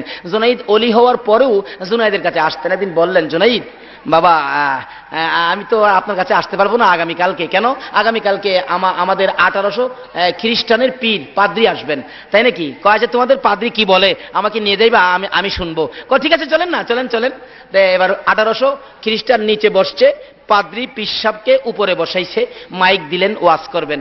জুনাইদও কিন্তু নিচে বসছে। আল্লাহ কয় আমার আখিরি নবীর উম্মত, আমার নবীর আশেক জুনাইদকে নিচে বসাইয়া এই পাদ্রী তুই উপরে বৈশা মাতবুরি করবি? না না, এই মাতবুরির সুযোগ দিব না। এবার পাদ্রীর গেট বাল্ব বন্ধ করে, একটা গেট বাল্ব আছে কিন্তু, দেখে নেন, হাতে দেখেন না, আছে। আল্লাহ কয় গেট বাল্ব বন্ধ, আমার আখিরি নবীর উম্মত নবীর আশেক নিচে বসে তুই মাতবুরি করবি? বন্ধ। কথা বলতে পারে না। আধা ঘন্টা পার হয়ে গেল, কথা বলতে খালি ডুব গিলে। হগল খ্রিস্টানরা কয় হুজুর মারেন না, মানে তাদের ইচ্ছে হলো দেখায় দিব জুনাইদ রে। জুনাইদ মাথা নিচে দিয়ে বসে নিচে। অবশেষে পাদ্রী জিগায়, এখানে কি কোনো আখিরি নবীর উম্মত আছে? নবীর আশেক কোনো ব্যক্তি এখানে আছে? ওই জুনাইদের বন্ধু কয়, পাদ্রী সাহেব আমার বন্ধু জুনাইদ আখিরি নবীর আশেক, মুসলমান, উনি এখানে আছেন। কই কই জুনাইদ কোথায়? আমি। আপনি নবীর আশেক জুনাইদ? কই এর লেগে আমার গেট বাল বন্ধ, আপনার সামনে কথা বলার সাহস আমরা নাই। জুনাইদ আচ্ছা এখন আপনার সাথে ওয়াজ হলো, কি ওয়াজ? আচ্ছা আমি দুইটা প্রশ্ন করি জুনাইদ, আপনি জবাব দিবেন। কি প্রশ্ন? এক নম্বরে প্রশ্ন হলো, আচ্ছা আপনারা যে বলেন জান্নাতের মধ্যে একটা ফলের গাছ হবে, এই ফলের গাছটা নাকি সমস্ত জান্নাতের দরজা জানালা দিয়া ফলের ডাল ভিতরে ঢুকবে, একটা গাছ এত বড় 10টা পৃথিবীর সমান একটা জান্নাত, এর প্রত্যেকটা ঘরে ঘরে কিভাবে ঢুকবে একটা গাছ? এটা বুঝে আসে না। জুনাইদ কয় আর কি প্রশ্ন? এই গাছের ফল নাকি সকালে খাইবে যে মজা, বিকালে খাইবে ডবল মজা, ডাইন দিকে চাবাইলে যেই মজা, বাম দিকে নিলে অন্যরকম মজা, জালটক। জুনাইদ কয় প্রশ্ন করেন না আর কি? কয় না দুইটার উত্তর দিয়ালন। আপনি জানেন না? কই জানলে আপনারা জিগাইছি। ও আপনি জানেন না, বিশ্বাস হয়ে বইছেন। বলতেছিলাম আল্লাহর ওলিদের কথা। জুনাইদ বুগদাদি জিগাই, আপনি কি পারেন না? কই মিয়া পারলে জিগাইছি। তাইলে আমি আপনারা শিখাবো। হ্যাঁ। আপনি শিখবেন? বলে হ্যাঁ। তাইলে আমি শিখাইলে আমি কি হব? শিখাইলে কি হয়? শিক্ষক। আর যিনি শিখবেন ইনি হলো কই ছাত্র উপরে বসে থাকবো আর শিক্ষক নিচে বসবো, এই শিক্ষা আমি শিক্ষা দেই না। সঙ্গে সঙ্গে পাদ্রী নাইমা নিচে গেছে, জুনাইদের উপরে বসাইছে। আল্লাহ কয় এইবার ঠিক আছে। আরে আকাশ জমিন হইল সৃজন নবীর কারণে, এই আকাশ জমিন হইল সৃজন নবীর কারণে, সেই জমিনে খেলে আল্লাহর ওলিগণে। কন্যা সেই জমিনে খেলে আল্লাহর। আল্লাহ কয় নবীর লেগে সব বানাইলাম, নবীর উম্মতই তো খেলবো, ওলি গাউস কুতুবরা খেলবো, তোমরা কি মাতবরি কর্তা? জুনাইদরে উপরে বসাইছে, পাদ্রীও নিচে বইছে। 1800 মুরিদ খ্রিস্টান কয় মাইরা লাইছে রে, সর্বনাশ করছে। কলঙ্কের গলা হার আমাদের গলায় পড়াইছে। আমরা হুজুরে নামাই দিল। আর রাহনা মিয়া প্রশ্ন করলে তো প্রশ্নের জবাব না দিতে তো আমাদের হুজুরও হিলারে নামাই দিব। আল্লাহ কয় আখিরি নবীর উম্মতের নামাইবার ক্ষমতা পৃথিবীর কারো। তখন প্রশ্ন আসবে, হুজুর বাগদাদের ঘটনা যে এরকম, এটা তো বুঝলাম না। আচ্ছা বাগদাদের আমেরিকার বাহিনীর বিচার এবং বুশ বিলিয়ারের বিচার যে হবে, এটা কিন্তু কিতাবের মধ্যে ইঙ্গিত আছে। কি বলেন? এটা একটু শোনা দরকার আছে কিনা? গাউসে পাকের যে ক্ষমতা আছে বাগদাদের শুয়া শুয়া, এটা বোঝা দরকার আছে কিনা কন্ত? ওইসব কিতাবে ইঙ্গিত আছে। এই ঘটনাটা কিভাবে? যেমন মনে করেন বাগদাদের জমিনে গাউসে পাক শুয়া রয়েছে, এত বড় আক্রমণ, কিন্তু এটা কিতাবের মধ্যে পাওয়া গেছে এরকম একটা ঘটনা ঘটবে। তার কারণ হলো মানুষের ইমান হালকা হয়ে গেছে। কেন? মানুষ ইরাকে যুদ্ধের আগে দেখেন পেপারটা খুইলা টিভির খবর রেডিওর খবরে খালি দেখে রাশিয়া কি কইছে। রাশিয়া কইছে আক্রমণ করা যাবে না। ফ্রান্স কি কইছে? হ্যাঁ ফ্রান্সও আমরা লগে, রাশিয়া আমদার লগে, ফ্রান্স আমদার লগে, চীন আমদার লগে। আল্লাহ কই কিরে রাশিয়া ফ্রান্স তোরার লগে এইটা কইলি? আরে আমি আল্লাহ তোরার লগে কিনা এটা তো কইলি না। আচ্ছা দেহুম রাশিয়ার ফ্রান্সে তোরে বাঁচাইতে পারে কিনা। গাউসে পাক বাগদাদে শুয়া শুয়া কইতাছে আমিও দেখতাম তোরে হে হারানি বাঁচাইতারে। নবীকে মহব্বত করে জুনাইদ বুগদাদি ডাইরেক্ট ওলি হয়ে গেছে। ওলিদের সাথে এটা বিস্তারিত আলোচনা করা গেল না। নবীর মহব্বত ওলিদের সাথে সম্পর্ক রাখেন, রাস্তাটা খুঁজে আপনিও পাবেন, আমরাও পাবো। একটা ওলির মা হতে পারবেন, একটা ওলির বাবা হতে পারবেন। আল্লাহ আমাদেরকে সেই বুঝ দান করুক। সকলে বলুন আমিন। আসুন একটু দুরূদ সালাম মদিনা পাঠায় দোয়া করি। ইয়া নবী সালাম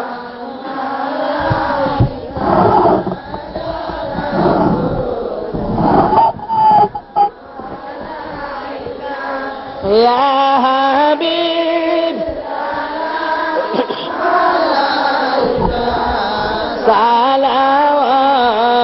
সালাওয়াতুল্লাহ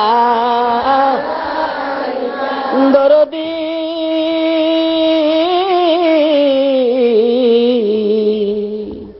ওগো দয়াল নবীজি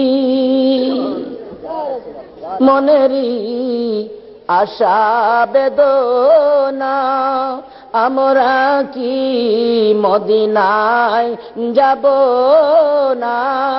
কোন পথে হব রওয়ানা?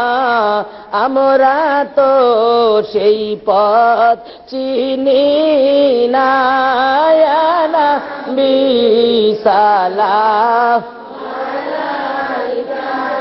ইয়া রাসূল সালাম আলাইকা ইয়া হাবিব সালাম আলাইকা সালাওয়াতুল্লাহ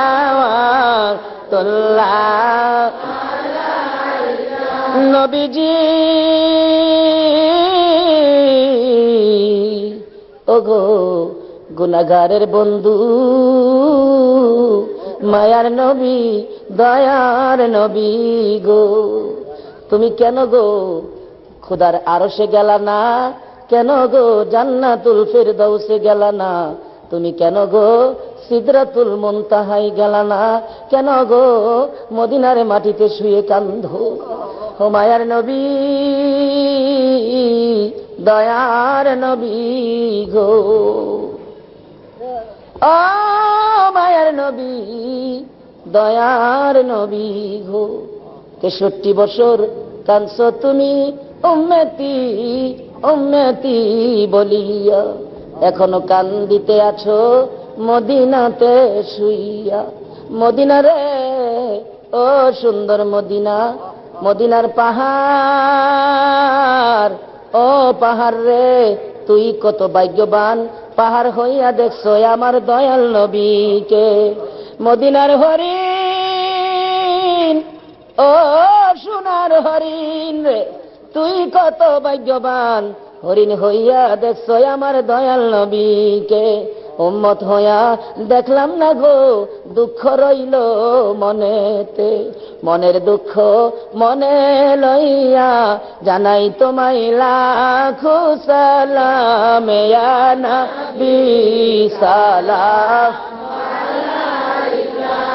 ইয়া রাসূল সালাম ইয়া হাবিব সালাম মালাইকা সালাওয়াতুল্লাহ बेजाए रब मेरे दुरूद सलाम नबी पर अपने मुदम बलगल उला बिकमालिकी कशफत दुजा बिजमालिकी असनत जमीओ खिसालिकी सल्लो अलैहि वालिकी सल्लिमो या कौम बल सल्लो अला सद्रिल अमीन मुस्तफा मा जा इल्ला रहमतल लिल आलमीन। अशर दुआ कन अल्लाहुम्मा आमीन। रब्बना ज़लमना अनफुसना व इन लम तगफिर लना व तरहमना लनकूनन्ना मिनल खासिरिन। रब्बिरहमहुमा कमा रब्बयानी सगीरा। रब्बुल आलामीन রাত্র শেষ, খোদা গো কবে জানি আমাদের হায়াত শেষ হয়ে যায়। শাবান চাঁদে জান্নাতের বাগানে বসে জান্নাতি মেহমানদেরকে নিয়ে হাত বাড়াইলাম। প্রভু তুমি যার প্রেমে সব বানাইছো ওই নবীর উপর দুরূদ ও সালাম মদিনা পাঠাইলাম। আমাদের দুরূদ ও সালাম গুলো পাখির মতো উড়াইয়া উড়াইয়া নবী পাকের রওজায় পৌঁছাইয়া দাও। মাবুদ খাস করে এই অলির দরবারে একটা রাত্র শেষে আমরা যারা হাত বাড়াইছি, আল্লাহ গো দেখো তোমার বান্দারা ভিক্ষুকের মতো বসে রয়েছে। দুনিয়ায় যারা ভিক্ষা করে বাসন নিয়ে বসে থাকলে পয়সা পায়, টাকা পায়, আমরা যে তোমার দরবারের ভিক্ষুক হইয়া হাত বাড়াইলাম, তুমি আমরারে কি দিবা গো আল্লাহ। মাবুদ জানি না কবে জানি এই দুইটা হাত আর বাড়াইতে পারবো না, কবে জানি এই দুইটা হাত কাফনের ভিতরে ঢুইকা যায়, কবে জানি দোকান বন্ধ হয়ে যায়, কবে জানি অফিসে কালো নিশান উড়াইয়া দেয়, কবে জানি মাইকে জানাজার খবর শুনাইয়া দেয়, কবে জানি কার সন্তানেরা এতিম হইয়া যায়। মাবুদ গো এতিমের ঘটনা বলতে গেলে আমার কলিজা মানে না। আমার বড় ভাইয়ের 5টা বাচ্চা এতিম। গত রমজানের করুণ দৃশ্য, কার একটা বাচ্চা ছেলে জানি নতুন জামা পরে হাঁটতেছে। আমার 5 বছরের ছোট্ট ভাতিজাটা দেখে জিগায়, এই জামা তোমারে কে কিনে দিছে? আমার আব্বু। আমার ভাতিজাটা কয় তোমার আব্বু আছে? চোখের পানি চাইরা দিছে। ওই ছেলেটা জিগায় তুমি কাঁদো কেন? আমি কাঁদি তোমার আব্বু কত সুন্দর জামা কিনা দিছে। বাইরে আমার আব্বু না, আমার মা বলেছে আমরা বলে এতিম হয়ে গেছি। কান্দি ঈদে নতুন জামা কে কিনা দিব? তার মা কান্দার আওয়াজ শুনে দৌড়ে আসছে, বাবা কেন কান্দো? মাগো এত নতুন সুন্দর জামা দেখছো নি? তার আব্বু বলে কিনা দিছে। আমরা যে আব্বু নাই, জামাই আমরা কে কিনা দিব? মা গো আমার আব্বুর কবরের পাশে নিয়ে যাও না, আমি আমার আব্বুরে বলবো আমার জামা কিনা দিয়া যাও। তার মা কান্দে, মাবুদ গো কি আগুন লাগাই। অবশেষে মা ধৈর্যের সহিত বুঝাইতেছে, বাবা কান্দিস না, তোর কাকারাই তো তোর জামা কিনা দিব। ওই দিন আমি বাড়িতে ছিলাম, দৌড়া যাই আমার সামনে দাঁড়াইয়া 2টা ভাতিজা কান্দে, কথা বলতে পারে না। জিগাইলাম বাবারা রে কেন কান্দো গো বাবা? একটা কয় কাকা আমরা যে বাবা নাই গো, আমরা ঈদের কাপড় কে কিনা দিব গো কাকা? আমরা ঈদের কাপড় কিনা দিবেনলি কাকা গো, জামা কিনা দিবেনলি? আমি চোখের পানি রাখতে পারতেছিলাম না। ওই দিন বাজারে যাইয়া আগে তাদের জামাগুলো কিনলাম। তারা বিশ্বাস করে বাড়িতে আসতে রাত্র প্রায় 10টা বাইজা গেছে। আইসা দেখি এখনো ঘরের দরজা খোলা দেখা যায়। তার মা বলে ভাই রে একটু পরে পরে আমার এতিম সন্তানেরা দরজাটা খুইলা ডাক মারে, কাকা আইসলি। দৌড়ায় এসে সামনে দাঁড়ায়, জিজ্ঞেস করি বাবারা কেন আসছো? কোনো কথা কয় না, চোখের পানি ছাড়ে। বাবারা রে কেন কান্দো? আমি তো বেঁচে আছি, কি লাগবে তোমরা বলো আমার কাছে। এই ছেলেগুলি ডাক দেয়, কাকা আমরা অন্য কিছুর জন্য কান্দি না, আপনি 2 দিন 3 দিন পর পর বাড়িতে আসেন কাকা গো, আমরা আব্বু কি আর জীবনে বাড়িতে আসবে না? হ্যাঁ মাবুদ, এইভাবে কবে জানি কার সন্তানেরা এতিম হয়ে যায়, কবে জানি কার জীবনের শেষ গোসল হয়ে যায়, কবে জানি জীবনের শেষ বিদায়ের অনুষ্ঠান হয়ে যায়। ওই দিন আসার আগে আমরা যারা হাত বাড়াইছি গো আল্লাহ, দেরি করো না, ফিরাইও না, ঘুরাইও না। এই মুহূর্তে আমাদের সকলের জীবনের গুনাহগুলো ক্ষমা করে দাও। ক্ষমা করছো নি গো আল্লাহ? ডাক দেন না আল্লাহ, হে আল্লাহ জীবনের গুনাহ ক্ষমা করছো নি। দুনিয়ায় দেখি সন্তানেরা অপরাধ করলে মা বাবা দমক দেয়, বাড়িতে জায়গা দিব না। রাত্র গভীর হয়ে যায়, ঘরের কোনায় যাইয়া ডাক মারে, মা মা গো মা, মা দুরুদি। অপরাধী সন্তানের জন্য হারিকেনটা লয়া দৌড়াইয়া বাহির হয় রে। মায়ের মতো দুরুদি যদি অপরাধী সন্তানের জন্য হারিকেন লয়া দৌড়াইয়া বাহির হইতে পারে গো, তোমার যে 99 ভাগ দয়া আছে, আমরা যে দয়ার সামনে মাফের জন্য কাঁদতেছি গো আল্লাহ, তোমার কি মায়া লাগে না? ফিরাইও না, ঘুরাইও না। কার জীবনে কত গুনাহ হিসাব জিগাইও না। এই মুহূর্তে আমাদের সকলের জীবনের গুনাহ ক্ষমা করে দাও। ইয়া আল্লাহ, জীবনের গুনাহ মাফের আসার দরখাস্তের পর আর একটা দরখাস্ত করি, তুমি কিন্তু রাগ হইও না। রাত্রে 12:30 পর্যন্ত যারা বসে আছে, আমার বিশ্বাস সকলের মনে কিছু না কিছু ব্যথা আছে। কার মনে জানি কি ব্যথা আমি তো জানি না রে আল্লাহ। কার মনে জানি ব্যথা, হুজুর আমার মা নাই। কার মনে জানি ব্যথা, হুজুর আমার বাবা নাই, বাবা নাই। কার মনে জানি ব্যথা, হুজুর আমার মাও নাই, বাবাও নাই।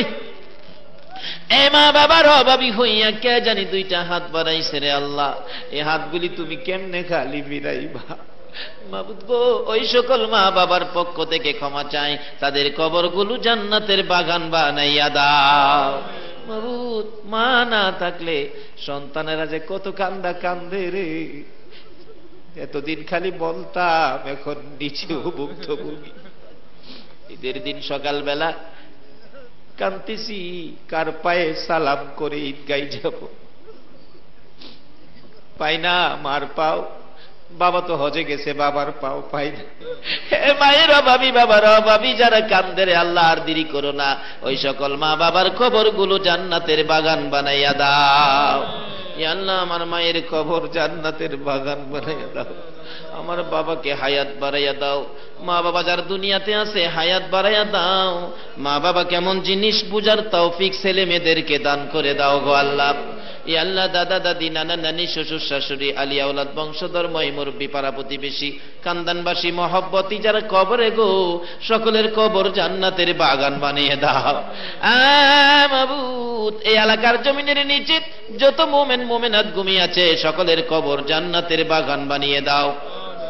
ইয়া আল্লাহ, আমাদের সকলকে নেক হায়াত বাড়াইয়া দাও। আমাদের মধ্যে যারা নামাজি, নামাজ কবুল করে লও। যারা নামাজ পড়ে না, নামাজের বুঝ দান করে দাও। যারা বিমারি, বিমার শেফা করে দাও। আমাকে সহ সকল বিমারীকে সেবা করে দাও। যতগুলো দরখাস্ত করলাম মাহফিলের উসিলাই, দুরুদের উসিলাই, জিকিরের উসিলাই, সবগুলো তুমি কবুল আর মঞ্জুর করো গো আল্লাহ। ওয়া সাল্লাল্লাহু তাআলা আলা খায়রি খালকিহি মুহাম্মাদি ওয়া আলা আলিহি ওয়া আসহাবিহি আজমাইন বিহাক্কি লা ইলাহা ইল্লাল্লাহু মুহাম্মাদুর রাসূলুল্লাহ সাল্লাল্লাহু আলাইহি ওয়াসাল্লাম। আসসালামু আলাইকুম।